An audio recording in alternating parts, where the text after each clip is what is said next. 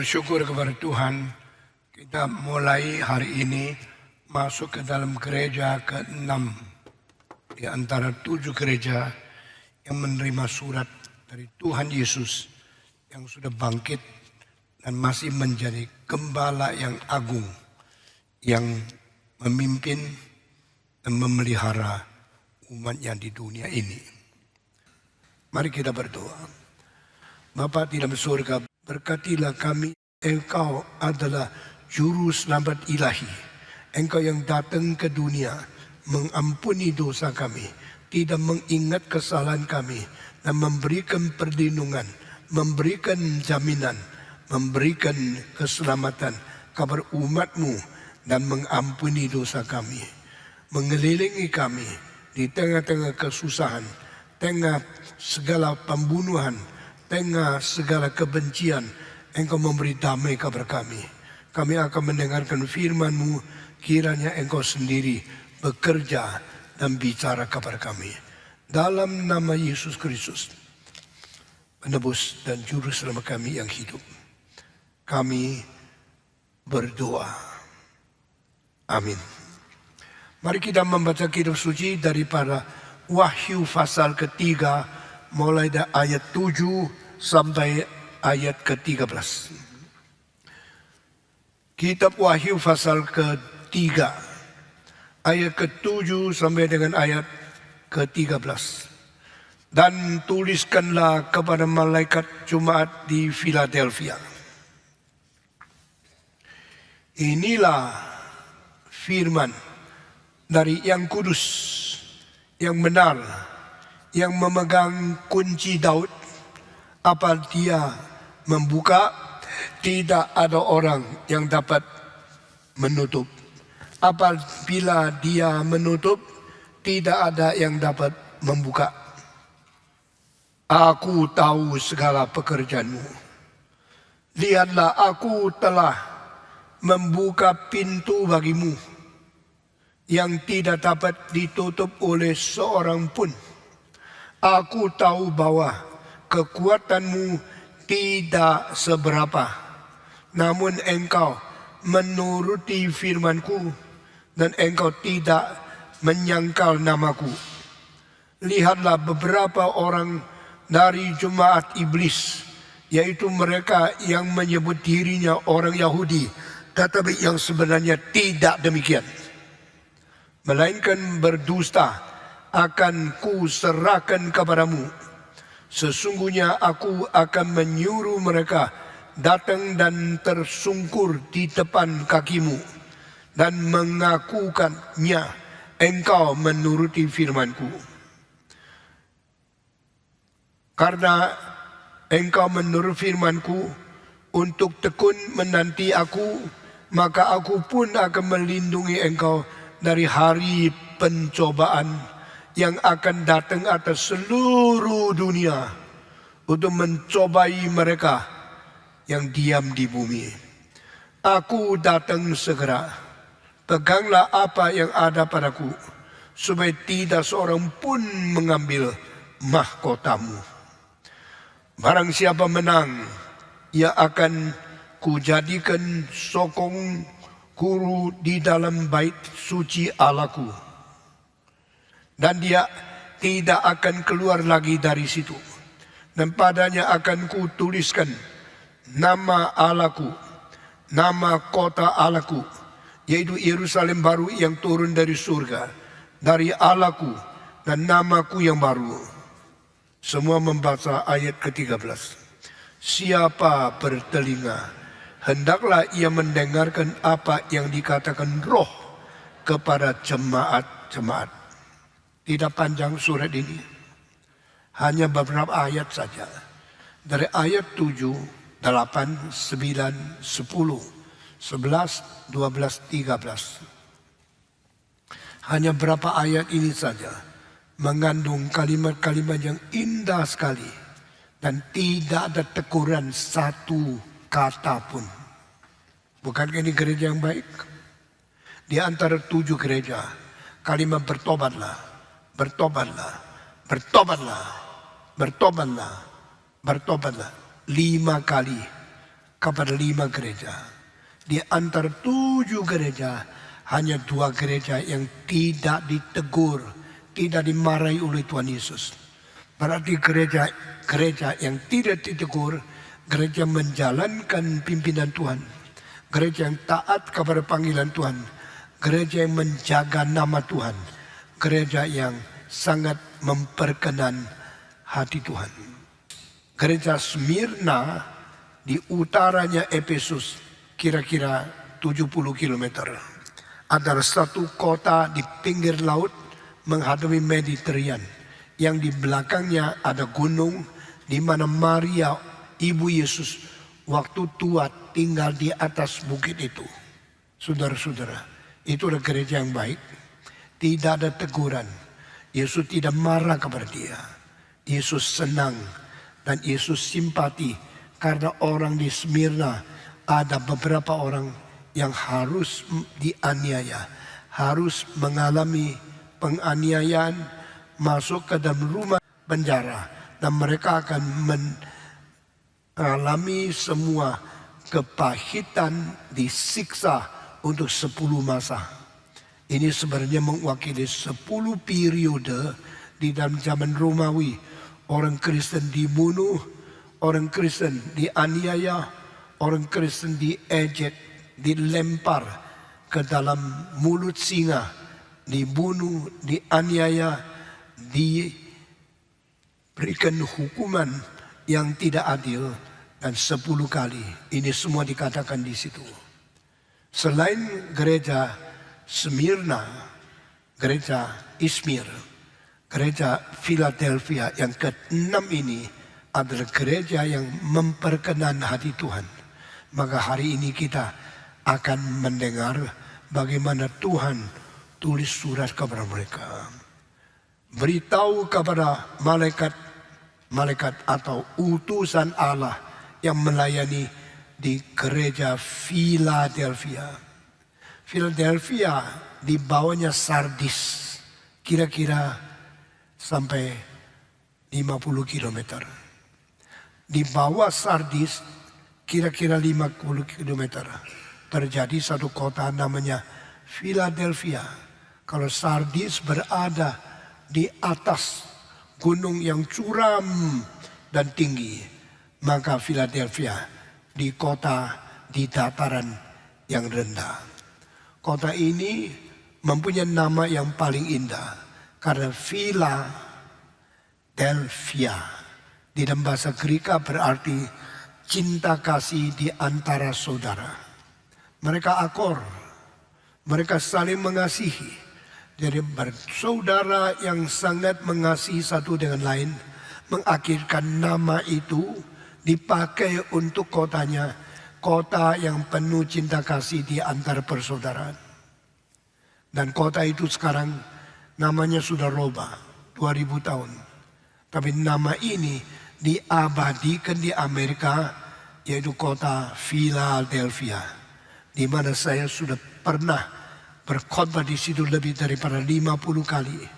Kota Philadelphia 2 jam dari kota New York, di bawahnya New York, selatannya New York. Kalau di utara, di atasnya New York, itu Boston 4 jam. Kalau dari Boston ke New York 4 jam, dari New York ke Baltimore dan Philadelphia 2 jam. Dari situ pergi lagi ke Washington DC 3 jam lagi. Jadi ini kota-kota timur yang penting. Boston, New York, lalu Philadelphia, lalu Washington DC. Ini kota-kota yang paling penting di bagian timur. Ini semua kota saya sering mengunjungi. Bahkan di Philadelphia, kebaktian yang saya pimpin sampai 3.000 orang. Di New York, kebaktian saya pimpin paling besar di Madison Square Garden, 6.500 orang. Kenapa nama ini disebut Philadelphia? Karena kira-kira 190 tahun sebelum Yesus Kristus datang ke dunia, ada seorang raja berperang mendapatkan tempat ini, lalu dia mendirikan kota Philadelphia. Dan raja itu namanya adalah Atalis. Dia mempunyai saudara yang sangat dekat dan dua saudara saling mengasihi. Sehingga terkenal di daerah itu, ini kota cinta bersaudara. Maka mereka menyebutkan nama itu kota namanya Philadelphia. Saudara-saudara, biasanya dalam satu kerajaan, kalau satu menjadi raja, biasanya dia membunuh saudara-saudaranya supaya tidak diiri dan tidak dirampas kedudukannya. Ini terjadi di mana-mana. Raja Thailand ini adalah raja yang paling kaya di dunia. Jangan kira Inggris, Queen Elizabeth paling kaya. Kalah. Uang kerajaan Inggris kalah jauh, kira-kira 8 kali dari kerajaan Thailand. Sekarang di seluruh dunia kerajaan yang paling banyak uang itu kerajaan Thailand yang ibu kotanya Bangkok. Dan daerah istana terbesar bukan di Versailles, bukan di Beijing, meskipun istana terbesar dari kerajaan-kerajaan di dunia paling besar di Tiongkok, di Beijing. Kota itu menjadi kota ibu kota dinasti Ming, dinasti Qing, dan sekarang sudah tidak ada kerajaan. Tapi istananya 76 hektar. Itu kerajaan yang tanahnya istana besar kali, tapi tetap bukan paling besar. Saudara mungkin tidak sadar, sekarang saya kasih tahu. Tanah istana terbesar di dunia bukan di Beijing, bukan di Tokyo, bukan di Seoul, bukan di Pyongyang, bukan di Bangkok, bukan di Brunei, bukan di Inggris, bukan di Perancis, tetapi paling besar adalah di Myanmar. Jangan menghina Myanmar. Selama puluhan tahun junta militer telah meremukkan negara itu. Tapi di dalam sejarah tanah kerajaan, tanah istana paling besar adalah di Myanmar yang besarnya 480 hektar. Lebih besar dari Monas sekitarnya 4 kali. Lebih besar dari Beijing, lebih kira-kira 5,5 kali. Paling besar. Uang paling banyak Thailand, bukan Inggris. Tanah paling besar Myanmar, bukan Bangkok. Nah ini, dan di sini kota yang disebut ini Philadelphia, ada saudara antara raja yang sangat mengasihi.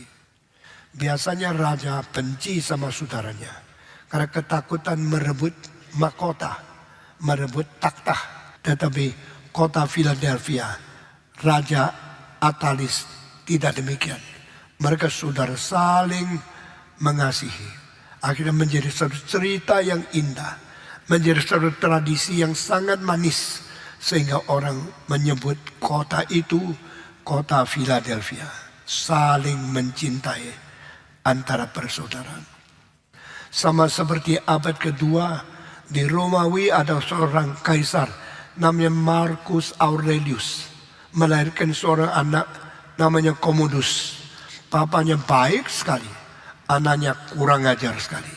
Papanya penuh cinta kasih kepada rakyat, anaknya suka perang. Papanya mendidik anak baik-baik, mencintai orang lain. Tidak, setelah saya jadi raja, saya akan bersikeras melawan semua orang yang tidak setuju saya.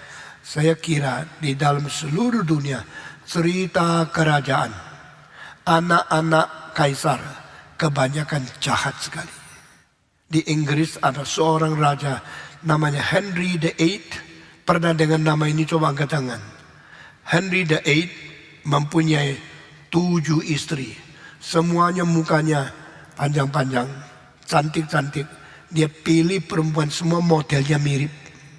Dan dia ceraikan, dia nikah lagi, cerai lagi. Dia mempunyai 7 istri dari permulaan sampai akhir. Dan ada yang dibunuh oleh dia karena tidak taat sama dia. Ada yang diusir oleh dia karena tidak melahirkan anak. Dia punya 7 istri, tetapi yang betul-betul memberikan anak kepada dia cuma 1. Dan itu ratunya kurang pintar, bodoh. Tetapi dia tahan. Kau begitu bodoh, tidak layak menjadi nyonya saya. Keluar dari sini. Tapi pikir-pikir, dia yang melahirkan anak tetap terima dia menjadi ratu dengan tidak rela. Anak itu namanya Edward. Masih kecil. Waktu umur 8 dipanggil sama Henry VIII. Disiapkan, kalau engkau bisa menjadi raja, mengganti saya mesti mengajar, mesti gini. Sayang sekali, anak itu badannya kurang sehat. Dan anak itu masih muda meninggal dunia. Tapi sebelum Henry VIII meninggal dunia, anak itu kira-kira 11 dipanggil ke depan dia. Edward, saya kasih tahu sama engkau. Di Inggris cuma satu tahta. Tapi di Inggris banyak orang ingin menjadi raja. Bagaimana? Kau anakku, hanya kau yang boleh menjadi raja. Tetapi saudara-saudaramu kalau ada, dan semua cousin, semua familimu, semua orang lain kepingin merebut, maka kau masih kecil. Sekarang saya kasih tahu. Takhta cuma satu. Yang ingin naik banyak. Cara satu-satunya, pindahkan kepala mereka dengan potong kepala. Biar mereka mati, baru engkau bisa jadi raja. Nah ini papa mendidik anak seperti ini ya. In order to be able to be king, sit upon my throne, I tell you, so many people are ambitious to go up to the throne. The only way to hinder that, remove their head, beheaded them, and kill them. That is the only way make you can sit on the throne. Tetapi akhirnya anaknya masih umur kecil sudah meninggal. Takdirnya tetap taruh kepada orang lain. Saudara, inilah kejahatan, kebencian, dan kerusakan kerajaan di dunia. Jarang ada raja yang mencinta saudara seperti kota Philadelphia ini. Nama ini sangat indah dan akhirnya nama ini diabadikan di Amerika pada 200 tahun yang lalu. Kota Philadelphia menjadi kota konstitusi Amerika, kota kemerdekaan Amerika. Sampai sekarang engkau bisa melihat Independence Hall, yaitu satu rumah berapa susun yang di dalamnya simpan lonceng kemerdekaan yang sudah retak di Amerika. Saudara-saudara, itu juga kota Philadelphia. Kota Philadelphia di Alkitab sudah tidak ada sekarang. Kita ganti nama yang lain, ganti nama Gerika. Dan sekarang daerah ini 7 gereja, tempatnya semua tidak Kristen. Dari kapankah gereja ini hancur? Mereka bertahan sampai abad ke-15. Zaman Yohanes tulis surat kabar 7 gereja ini, itu abad pertama hampir selesai. Kira-kira tahun 95. Abad pertama selesai, tambah 2, 3, terus gereja itu turun-temurun. Sampai abad ke-15 mendadak semua hancur. Kita kembali kepada abad pertama waktu Yesus tulis surat kepada dia. Gereja Philadelphia, aku tahu segala pekerjaanmu. Lihatlah, aku telah membuka pintu bagimu yang tidak dapat ditutup oleh seorang pun. Aku tahu bahwa kekuatanmu tidak seberapa. Nah, kita akan melihat ini. Saudara-saudara, Philadelphia kota yang kecil. Philadelphia pernah mempunyai raja yang dengan saudaranya saling mencintai. Philadelphia akhirnya diinjili oleh orang Kristen. Meskipun Paulus sendiri tidak pernah datang ke sini. Tetapi 30 tahun setelah Paulus mati, Yohanes menggembalakan gereja ini. Paulus mati pada 64 setelah Masehi.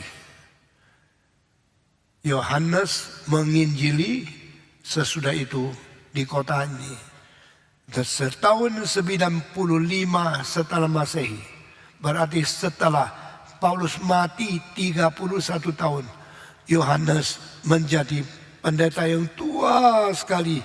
Datang menggembalakan, mencintai, memberikan khotbah kepada gereja ini.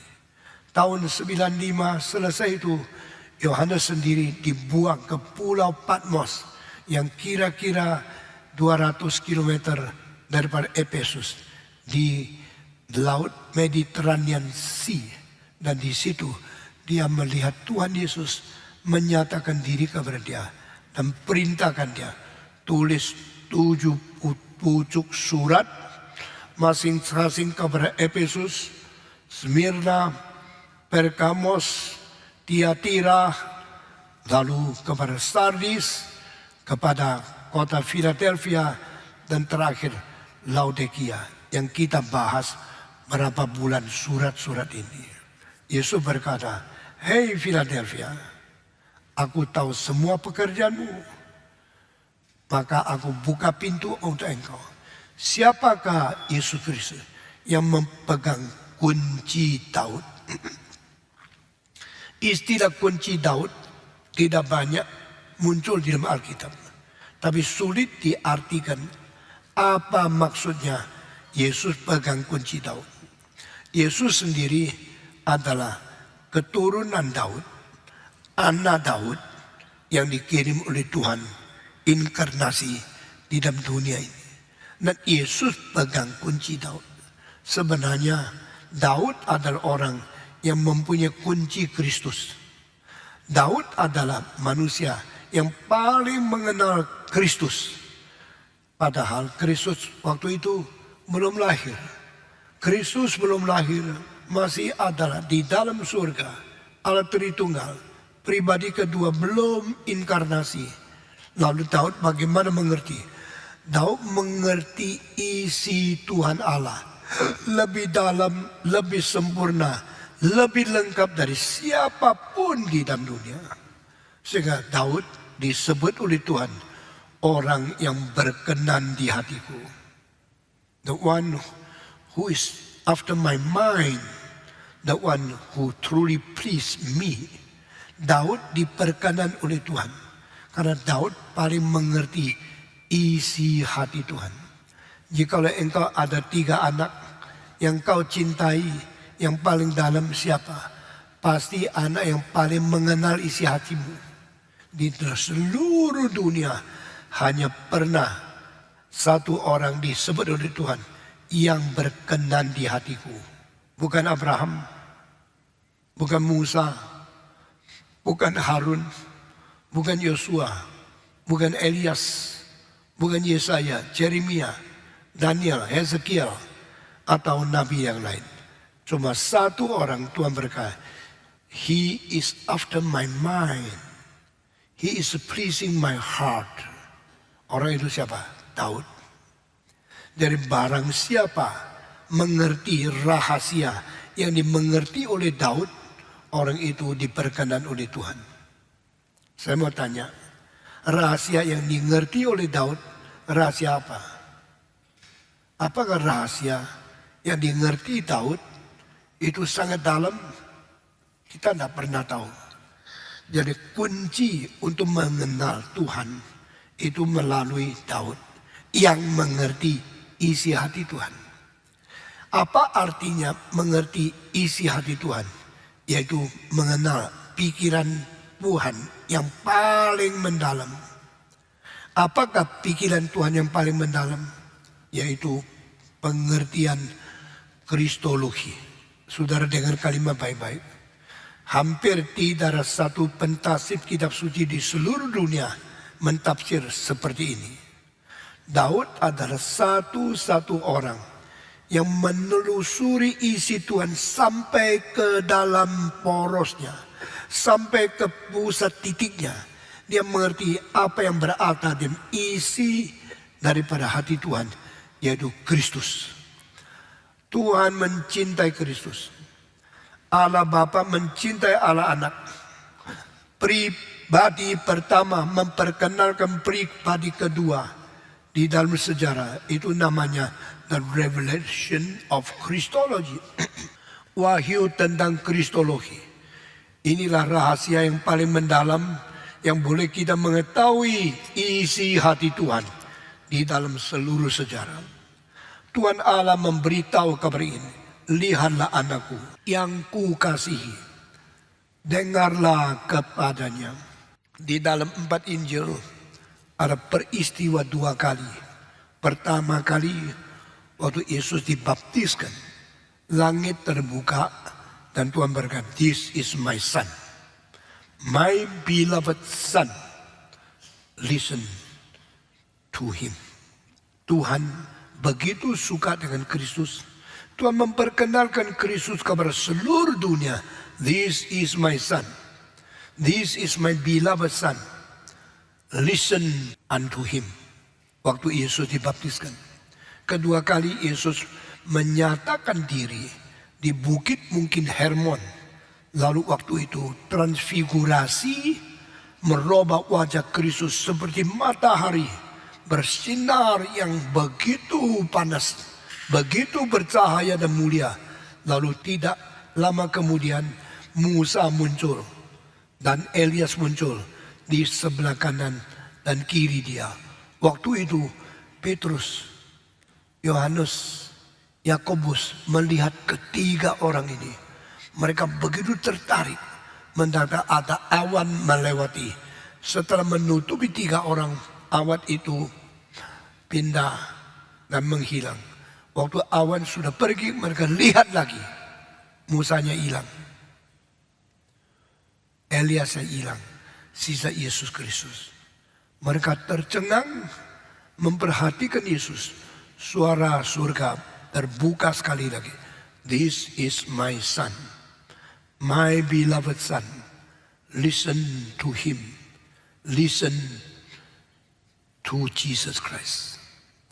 Berarti isi hati Tuhan Allah mempunyai satu nuklir, satu poros pusat daripada pikiran Yesus, yaitu anak Allah yang tunggal.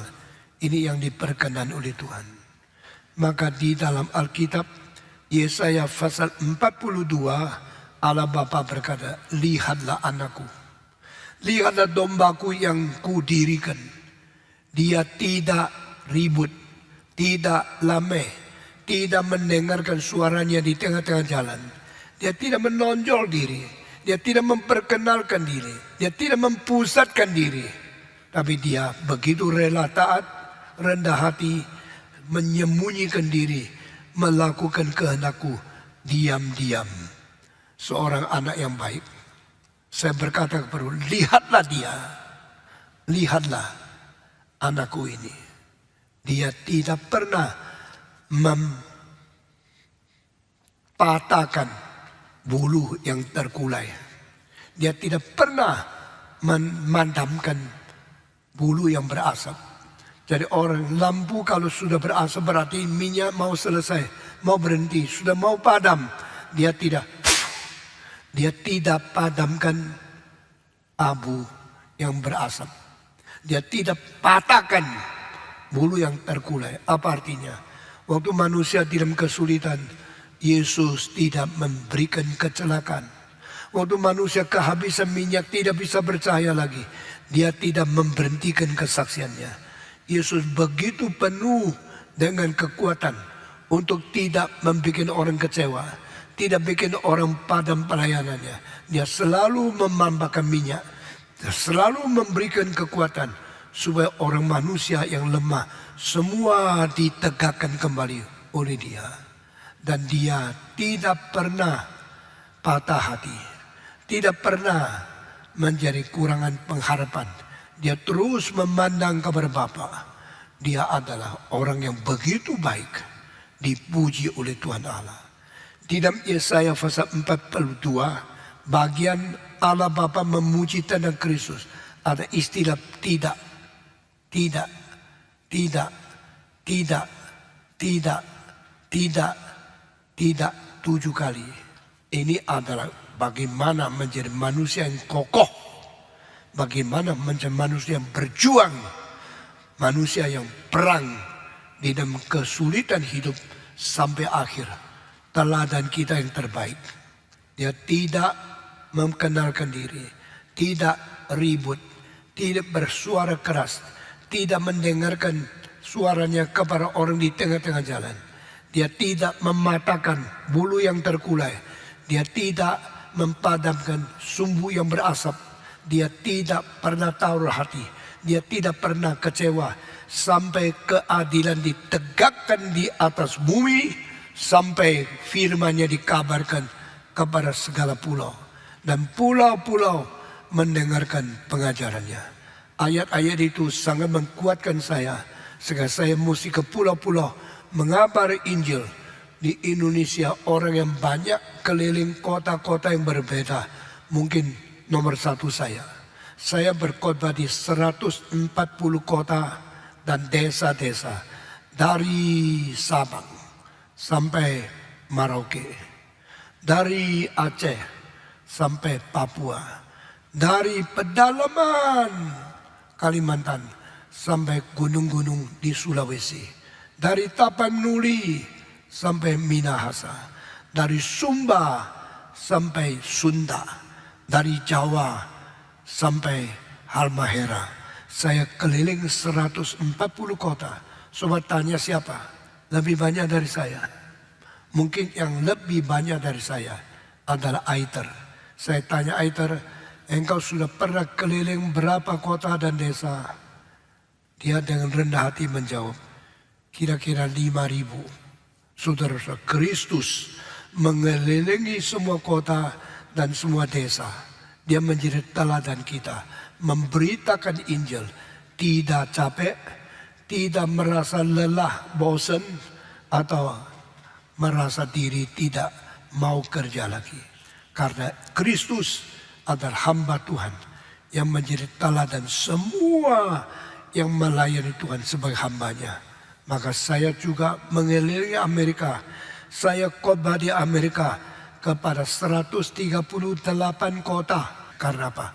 Karena pimpinan Tuhan. Maka saudara-saudara, dia berkata, "Hei Philadelphia, aku sudah melihat segala pekerjaanmu." Dan setelah itu, dia berkata, "Aku sudah buka pintu untuk kamu. Tidak ada orang yang bisa menutupnya." Artinya apa? Kalau orang melayani Tuhan, Tuhan akan buka jalan. Kenapa bisa buka pintu? Karena mempunyai kunci. Yesus mempunyai kunci Daud. Dan kunci itu adalah Daud mengerti rahasia Tuhan. Daud adalah satu-satunya manusia yang masuk ke dalam isi hati Tuhan Allah sedalam-dalamnya. Dan dia bisa membongkar semua gudang. Membuka pintu sebesar mungkin. Dan tidak ada orang bisa tutup. Ini artinya tak dalam sekali. No one can be blessed like you are open by Jesus Christ. A gate which no one can close it up. Yesus kalau buka pintu, tidak ada orang bisa tutup. Kalau Yesus tutup pintu, tidak ada orang bisa buka. Karena pintu itu memerlukan satu kunci yang paling rahasia. Kunci dari Daud. Saudara-saudara, kunci dari Daud itu adalah Kristus. Dan kunci Kristus dipegang oleh Kristus sendiri. Dan Kristus akan buka pintu untuk gereja yang dia senang. Atau akan tutup pintu untuk gereja yang dia tidak suka. Gereja Reform Injili Indonesia, kalau sungguh-sungguh memperkenan hati Tuhan dan sungguh-sungguh mengerti kristologi, kunci Kristus, kunci Daud itu akan buka pintu untuk kita. Selama 32 tahun ini saya berdoa di hadapan Tuhan. Saya minta kabar Tuhan, lebih dari pendeta manapun di gereja manapun di seluruh Indonesia, bahkan seluruh dunia. Akhirnya gereja ini yang dapat pintu yang paling lebar. Gereja ini bukan saja dikenal oleh gereja lain. Tidak ada satu gereja di Indonesia mendapat pintu yang lebih lebar dari pintu yang menerima GRII. Gereja ini gereja yang sangat dicintai oleh Tuhan. Amin. Gereja ini gereja yang dibuka pintu besar oleh Tuhan. Amin. Ini janji Tuhan dan munculnya di dalam khotbah, di dalam ayat-ayat yang kita baca. Karena apa? Yesus berkata, aku tahu engkau tidak mempunyai kekuatan yang banyak. Tapi karena kekuatanmu yang sedikit itu engkau serahkan untuk pekerjaanku. Aku langsung buka pintu besar untuk kamu.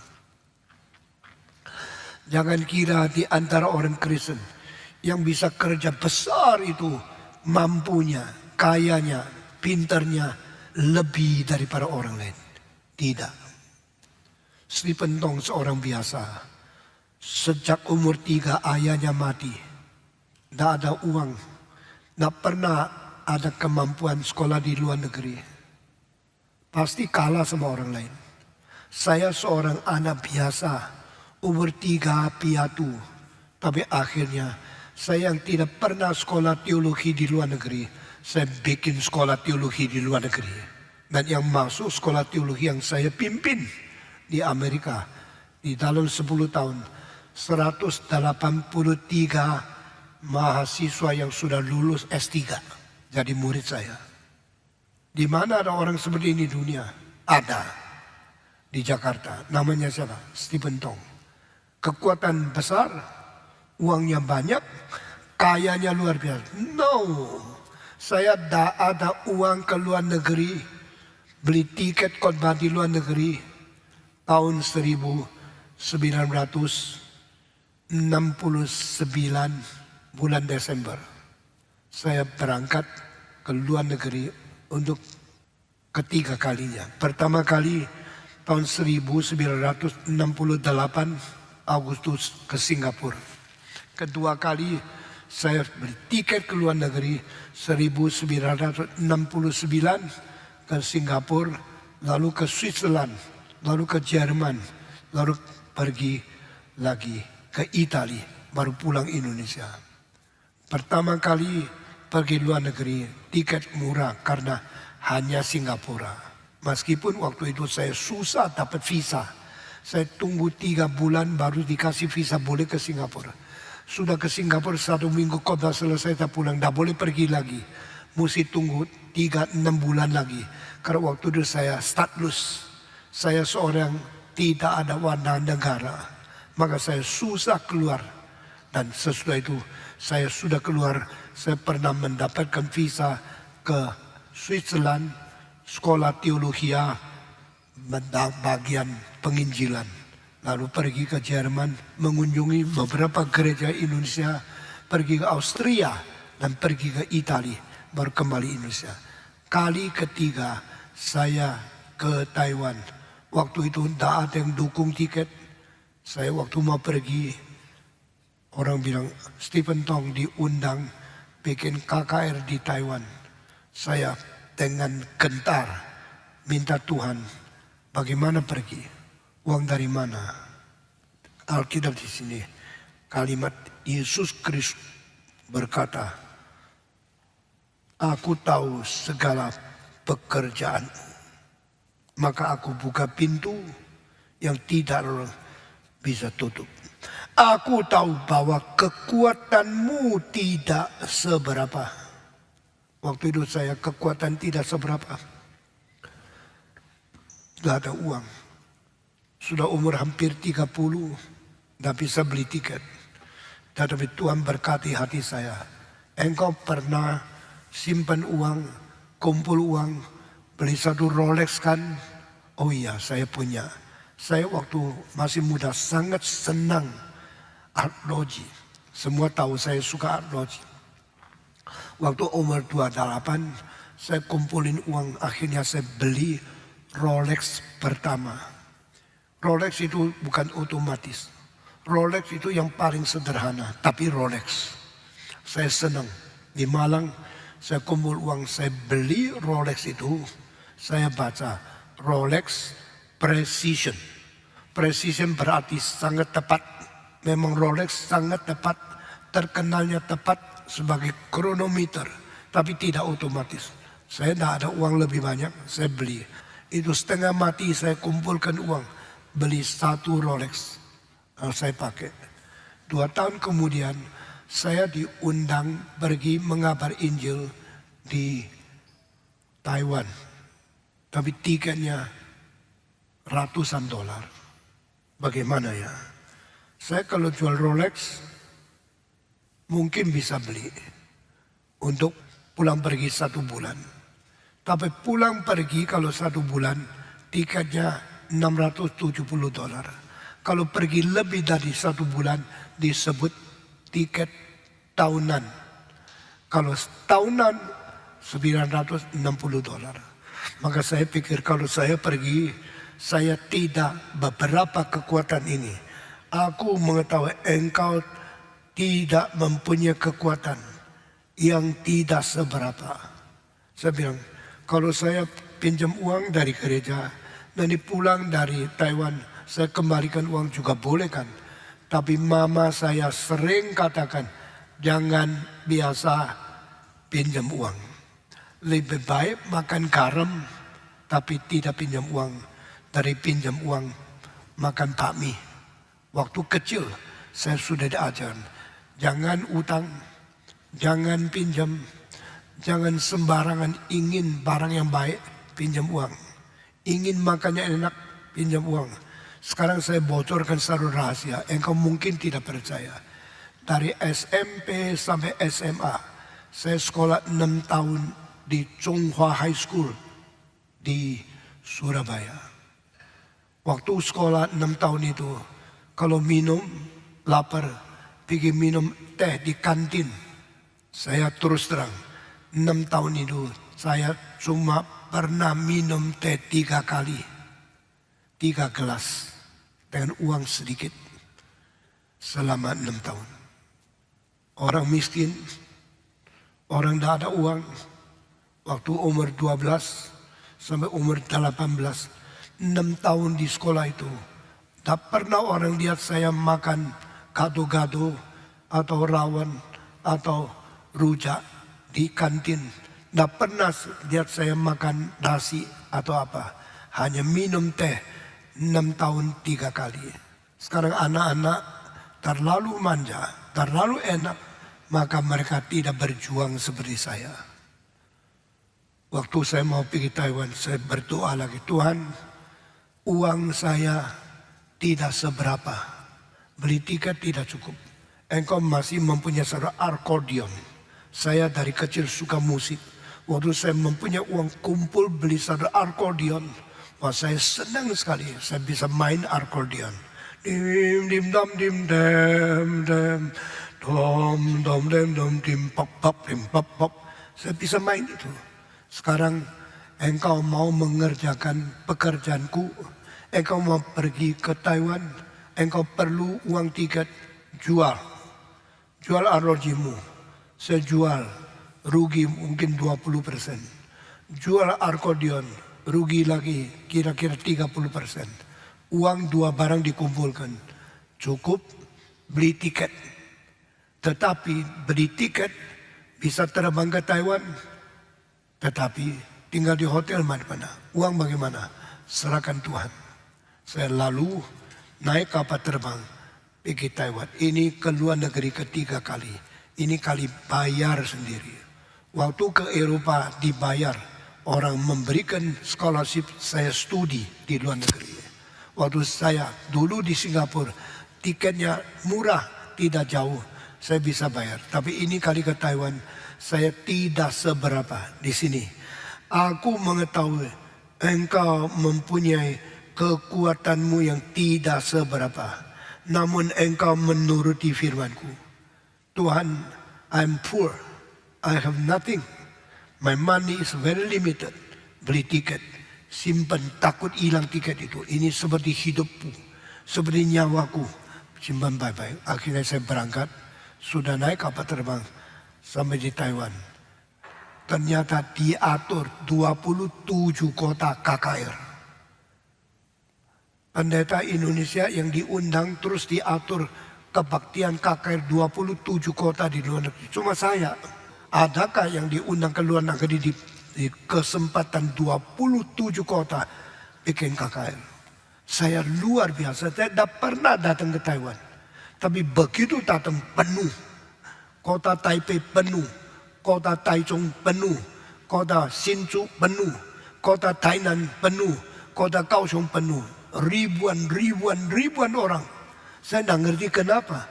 Stephen Tong kok begitu, hanya satu malam sampai di situ sudah terkenal di seluruh Taiwan. Saya tidak ngerti.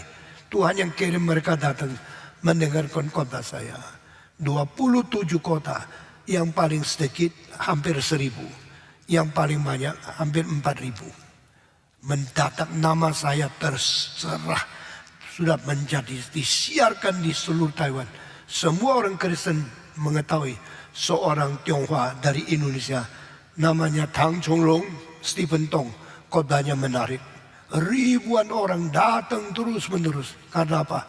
Aku mempunyai kekuatan tidak seberapa, hanya satu Rolex, hanya satu akordeon jual. Akhirnya Tuhan bekerja, buka pintu yang besar. Tidak ada orang bisa tutup. Pintu kalau Tuhan tutup, tidak ada orang bisa buka. Ini semua kalimat saya alami sendiri. Saudara-saudara, selesai KKR 4 hari dikasih uang berapa? Cilaka. Cuma dikasih uang $100. Kebaktian paling besar cuma dikasih $100. Yang paling kecil $20. Lalu 27 tempat dikumpul. Cukup kembali uang tiket tidak? Kira-kira cukup, tambah sedikit lagi. Waduh, saya sekarang pikir lagi. Itu 51 tahun yang lalu. Tahun 1970. 51 tahun yang lalu. Anak umur 30 tahun. Masih muda, belum nikah. Datang ke Taiwan. Susahnya. Tak kenal.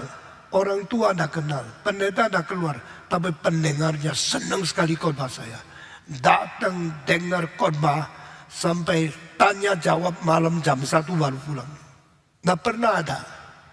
Waktu saya pimpin kebaktian di Taipei, mahasiswa dengar tanya jawab saya sampai jam 1.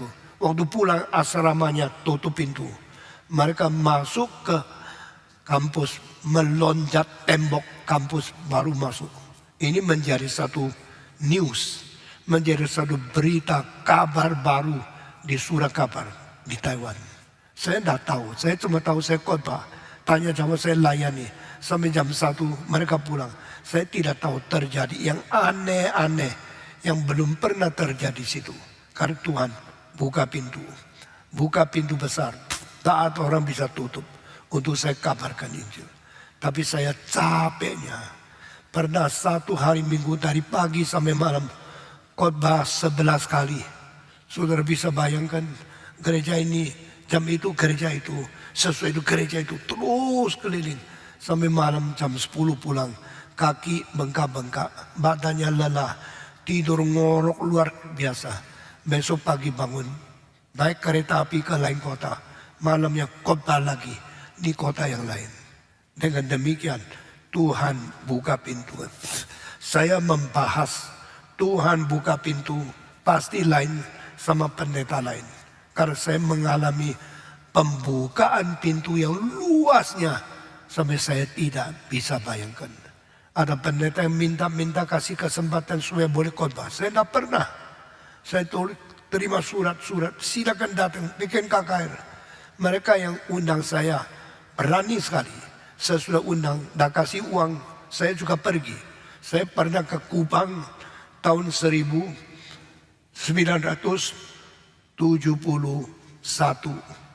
Khotbah di Kutang, 6 gereja yang paling besar. Setelah khotbah pulang, dikasih uang. Tidak dikasih reimbursement of air ticket. Uang juga tidak dibayar. Saya pulang dengan kosong. Dah bawa amplop. Sampai di Malang, saya uang habis semua. Tetapi tunggu sampai 5 bulan kemudian. Mereka sendiri ngomong, Stephen Tong tempat diundang. tiketnya sudah dibayar pun. Ada tua-tua bilang, enggak, saya enggak bayar. Lalu 6 gereja, siapa yang kasih uang? Enggak ada satu gereja kasih uang. Lalu saya pergi, bayar tiket sendiri, pulang tangan kosong. 5 bulan kemudian, baru kota Kupang ada satu orang Tionghoa kumpulkan uang tiket, datang ke Marang bilang, ini uang tiket 5 bulan yang lalu engkau pernah kasih itu. Itu hanya uang tiket, honor tidak ada. Tapi saya tidak pernah menghiraukan, kalau Tuhan mau saya mati, saya taat. Tuhan mau saya miskin, saya taat. Dan demikian sampai sekarang melayani sudah 64 tahun setengah. Kekurangan? Tidak. Lalu Rolex saya bagaimana? Sudah dijual. Waktu pulang beli berapa buku? 4 dus. Lalu saya masuk di Surabaya, sudah lewat Tuana, baru naik bus ke Malang mengajar di saat. Tuhan pimpin saya, hidup saya banyak mujizat. Wah, saya setiap kali pikir anugerah Tuhan, saya ingin menangis. Tuhan, firman-Mu setiap kalimat benar, tapi hanya dilakukan kepada orang yang menjalankan firman-Mu. Tidak membangkang, setia, jujur, mencintai Engkau. Engkau pimpin. Sekarang saya tanya, saya umur 3 tidak ada ayah. Waktu sekolah kurang uang. Tapi selesai sampai saat sesudah itu masuk gereja, dapatnya gajinya kecil sekali. Lalu dipimpin Tuhan ke seluruh dunia. Orang yang mengeliling dunia lebih banyak dari saya hampir tidak ada. Meskipun dia orang Amerika. Saya sudah keliling dunia 130 kali. Siapa di antara kamu lebih kaya dari saya? 1 kali keliling dunia, tiket berapa? Apalagi sekarang. Kalau sekarang keliling dunia, paling sedikit itu ribuan, puluhan ribu dolar. Pertama kali saya ke Amerika, lalu balik lagi, uang yang dipakai itu adalah persis 1 kilo emas. Sekarang tiket lebih murah dari dulu. 1.500 dolar bisa ke London, 2.000 dolar bisa ke New York.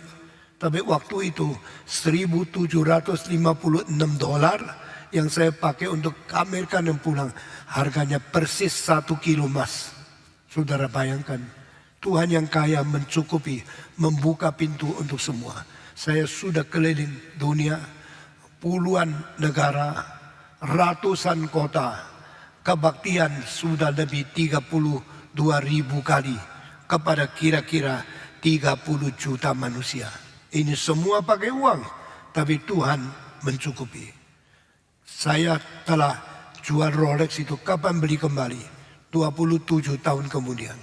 Saya melihat satu yang sama, yang dulu saya beli. Dalamnya warna hitam, luarnya putih. Lalu dia punya talinya ini stainless steel. Wah, saya lihat semua sama seperti apa yang saya dulu pernah saya beli kembali. Sudah beli kembali. Akhirnya Tuhan kasih kesempatan, beli lagi. Sekarang Rolex yang sama, precision, yang pernah saya jual untuk beli tiket itu, sekarang saya beli kembali. Apakah kita mencintai Tuhan? Kita rugi? Tidak. Yesus berkata, engkau mempunyai kekuatan yang tidak seberapa. Aku tahu bahwa kekuatanmu tidak seberapa, namun engkau mentaati firman-Ku dan engkau tidak menyangkal namaku. Saudara-saudara, kalau saya terus bicara, hari ini tidak bisa habis kesaksiannya. Dulu kita tidak ada gereja, kita sewa di mana? Granada, 3 jam, 530.000. Itu tahun 1989. Lalu saya tidak pernah minta uang sama orang kaya, hanya khotbah lalu kasih persembahan. Saya bilang, kalau ini hari persembahannya cuma 200.000. Tapi kalau kita bayar mesti 530.000. Kurangnya bagaimana? Saya minta kalau boleh utang berapa hari. Saya jual mobil saya. Waktu itu mobil saya kalau jual bisa kira-kira 1 juta. Lalu bayar ongkos, sisanya masih bisa bayar minggu depan. Dengan persembahan yang tidak cukup, tambah mobilku yang dijual. bisa cukup. Akhirnya dengan doa tekun beriman kepada Tuhan. Di Granada sewa 10 tahun. Tak pernah satu kali kekurangan uang. Saya harus jujur. Pertama, susah sekali. Beberapa tahun kemudian saya melihat setiap minggu ada satu cek 1 juta. Berarti tak mungkin kekurangan uang. 1 juta bayar sewa masih ada kira-kira 400.000. Dan 400.000 itu untuk apa? Untuk kebutuhan yang lain. Untuk semua ongkos dari transport dan sebagainya. Saya minta 2 tahun jangan dikasih honor. GRII mulai 2 tahun 730 hari saya tidak terima uang. Karena apa? Ketakutan gereja tidak cukup. Maka kita hanya tunggu sampai kalau ekonomi gereja sudah lebih kuat baru saya menerima honor. Sudah janji gini saya jalankan. Saya harus menanggung makanan 9 orang. Saya, nyonya saya, lalu 4 anak, 6 orang, 2 pembantu. Jadi ini 4 anak, ini 6 orang, 2 pembantu, 8, 1 mertua. 9 orang saben hari makan 3 kali. Uangnya saya tidak ambil dari gereja. Ambil daripada apa yang Tuhan berikan. Apa yang dulu disimpan. Uang tidak banyak. Kekuatan tidak seberapa. Aku tahu engkau mempunyai kekuatan tidak seberapa. Namun engkau menuruni namaku. Dan engkau tidak menyangkal namaku. Maka aku buka pintu besar-besar untuk kamu. Gereja ini akhirnya saya mari kita bangun gedung gereja. Untuk berbakti kepada Tuhan. Untuk memberitakan Injil. Untuk mentafsirkan kitab suci setiap minggu. Hari Minggu ada kebaktian-kebaktian.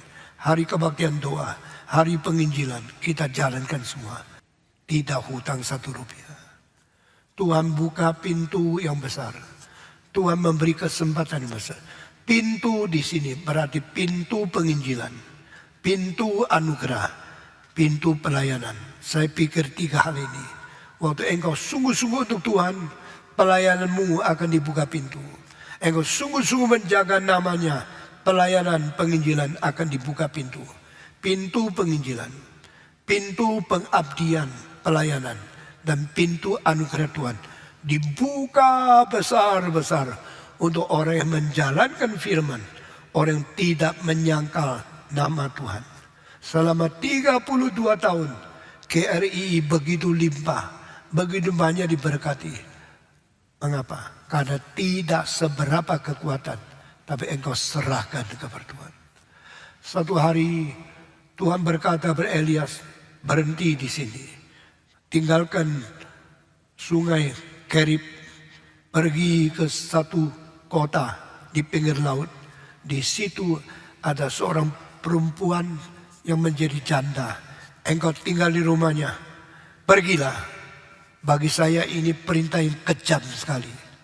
Kalau saya belum nikah, saya seorang laki-laki, kira-kira umur 35-40. Tuhan suruh saya masuk tinggal di rumahnya seorang janda. Saya pasti tidak mau. Saya laki, dia perempuan. Lalu suruh saya tinggal di rumahnya. Diketawain sama orang lain. Ini mau apa? Mau nafsu seks atau mau mempermainkan perempuan? Kau laki-laki tidak tahu malu. Pergi masuk ke rumah janda. Bukan janda tua. Bagaimana tahu tidak tua? Karena anaknya masih kecil. Yang mati dibangkitkan. Itu anaknya masih kecil. Berarti mamanya tidak mungkin tua. Lalu pergi cari janda muda. Mau apa lu? Pasti engkau hatinya tidak benar. Elias diam. Taat. Dia hamba Tuhan. Tidak pernah cekcok sama Tuhan. Tidak pernah diskusi bantah sama Tuhan. Tidak pernah memberontak kepada Tuhan. Taat saja. Sampai di situ ketuk pintu. Janda buka pintu. Saya mau tinggal di sini. Janda itu ternyata orang yang juga takut kepada Tuhan. Mungkin dia bukan orang Israel, tapi orang yang takut kepada Tuhan. Terima dia. Saudara tahu apa terjadi? Elias tidak malu-malu. Tidak sungkan-sungkan. Saya mau makan roti. Saya lapar.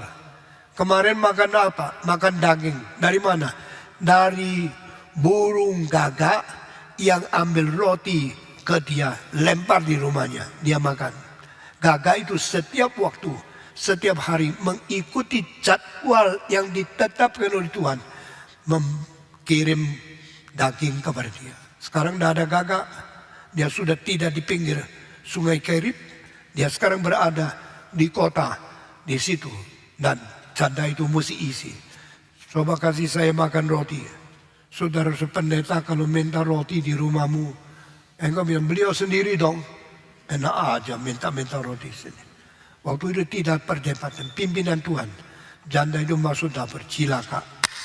Sampai di dapur hanya minyak sisa sedikit.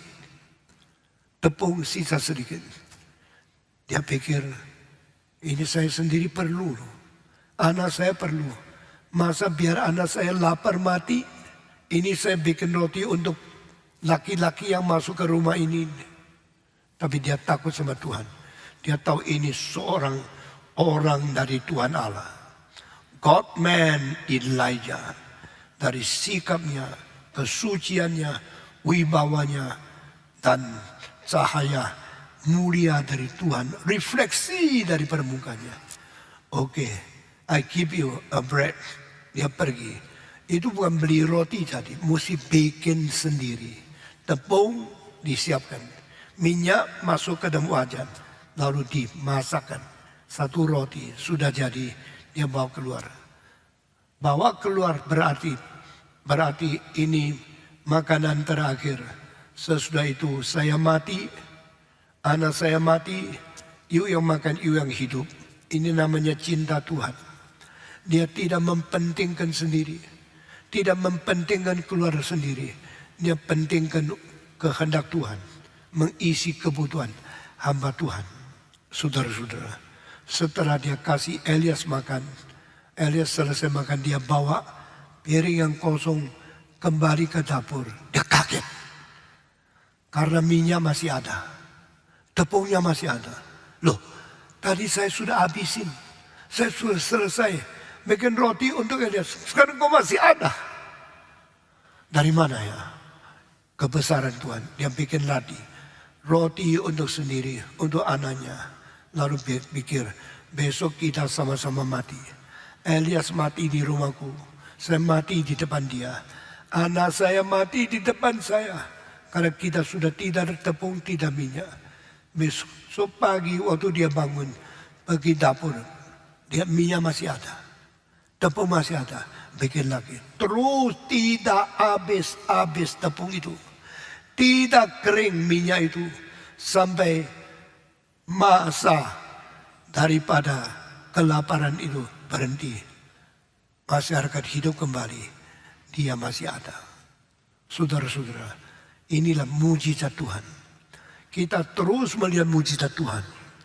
Persembahan Anda setiap minggu, kita kumpulkan.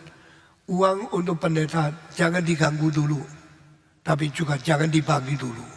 Uang itu harus maintain gedung ini. Saya dulu nggak ngerti, orang bodoh. Bangun gereja sudah tidak usah sewa enak. Dan dapat uang. Ternyata bangun gereja besar. Pajaknya. SPT-nya. Pembersihannya. Sapannya. Listriknya. Airnya, pembersihan WC, itu semua uang. Atau bukan saja demikian, saya baru dikau, ini mesti sesuatu pekerjaan yang panggil orang luar datang. Lalu kita sapan puluhan, kita cleaning puluhan, kita pajak banyak, kita bayar. Saya cuma hamba Tuhan yang sedia khotbah setiap minggu, cukup isi kebutuhan kita. Lalu saya berkata, Tuhan, berikanlah kecukupan kepada gerejamu. Tuhan berkata, kekuatanmu sedikit. Aku tahu engkau mempunyai kekuatan tidak seberapa. Tetapi engkau memelihara firmanku. Dan engkau tidak menyangkal namaku. Maka aku menyertai. Saudara-saudara, apa yang Tuhan mau saya kerjakan?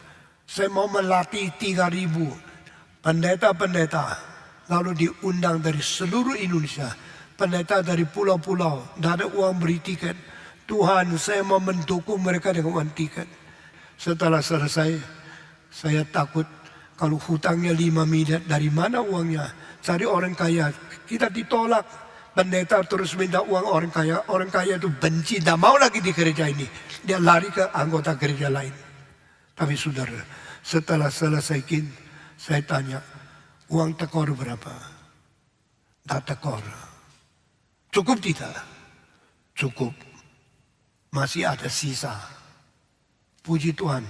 Kin pertama, kin kedua, kin ketiga. Untuk pendeta, untuk sekolah minggu.